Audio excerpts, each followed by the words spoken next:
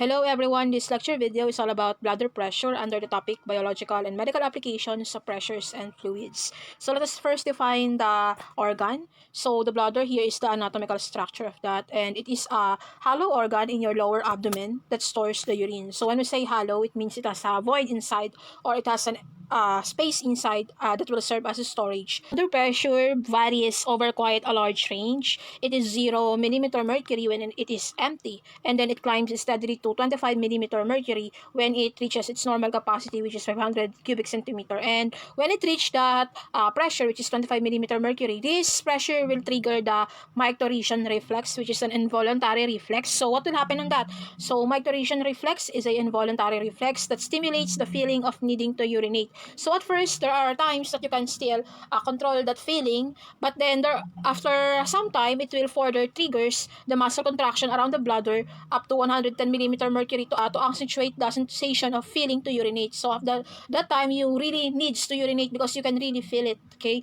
And then I have here first, the micturition reflex is a bladder-to-bladder contraction reflex for which the reflex center is located in the rostral pontine tegmentum or pontine micturition center or PMC.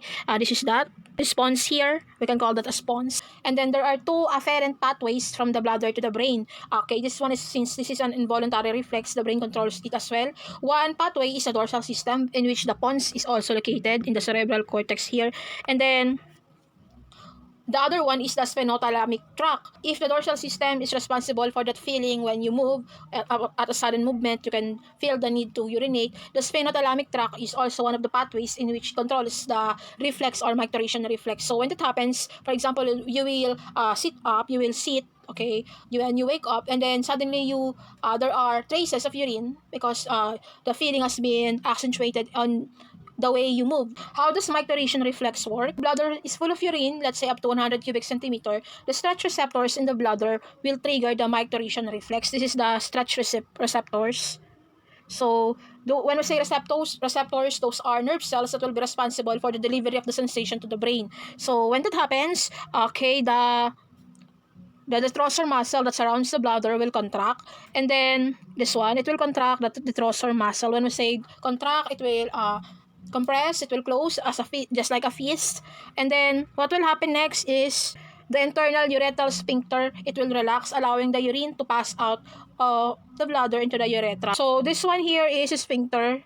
This one is responsible for the blocking of urine into the passage of the urethra. And when that relaxes because of the detrusor muscle, it will trigger the release of the urine to the urethra. Okay, next, what are the three phases of normal micturition? There are three phases. The phase 1 is the filling and storage. Okay, so your bladder here will be filled with urine. Where is that bladder? This one, it will be filled out with urine. And then the phase 2 is voiding. Okay, when we say voiding, you will ignore that feeling. Okay, there are times that you will ignore that feeling. And then the phase 3 is the termination of voiding, meaning to say this happens when the pressure reaches up to 110 millimeter mercury, when you cannot further ignore the feeling or the need to urinate. So that is what will happen here. So when this happens, the termination of voiding, the normal bladder fills and empties in the cycle. So the urine now will flow out in the urethra. So those are the phases of normal micturition. And then there are also other factors that will trigger the feeling or the needing to urinate. One is coughing. When you cough, since that is aligned in the sphenothalamic tract. And then when you sit up, when you are sitting up, okay, once you are awake, okay, and then tight clothes, it will also urge you to urinate, okay, because of the contraction of the muscles in the bladder area, in the abdomen. And then simple nervous stress. So examples of this for simple nervous stress, let's say students studying for exams and authors striving to meet deadlines. And if you are anxious at times, and then or you are fearful or afraid at some moments, there are sometimes the need or the urge to urinate because of the contraction on your muscles.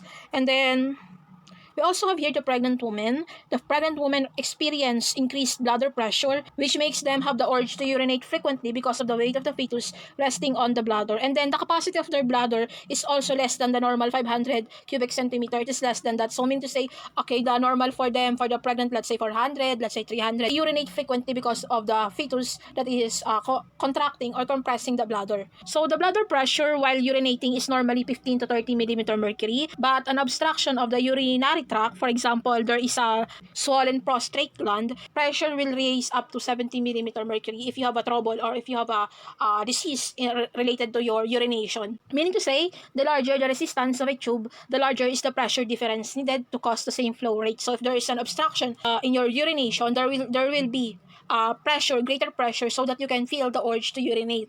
Because you need to urinate, our body involuntary makes us have the feeling of needing to urinate because those contains the toxins that must be eliminated in our body. Bladder pressure can be measured first by catheterization, in which it will be directly in the urinary tract, or by the insertion of a needle through the abdominal wall to the bladder. We call it as direct cystometry. Both of these techniques transmit bladder pressure through a liquid to a measuring device, which is commonly water manometer. This is the device to interpret the bladder pressure, and the unit for this is always in cubic centimeter in water. And then the normal range is from 0 to 30 cubic centimeter, the normal bladder pressure, up to 150 centimeter during the micturition reflex. Then how many times should a person go to the bathroom a day? This also applies to normal urinary frequency. For most people, the normal number of times to urinate per day is between 6 to 7 in a 24-hour period.